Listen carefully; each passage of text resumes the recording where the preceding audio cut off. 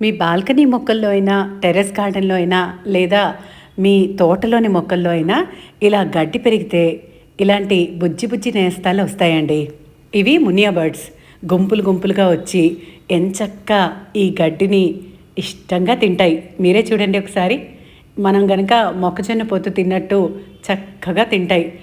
దాని కాళ్ళతో ఒక కొమ్మని గట్టిగా పట్టుకొని బ్యాలెన్స్ చేస్తూ ఈ గడ్డి సీడ్స్‌ని ఎలా తింటుందో చూసారా? ఈ మునియా బర్డ్స్ చాలా చిన్నగా, చిన్న సౌండ్‌తో పలకరిస్తూ ఉంటాయండి.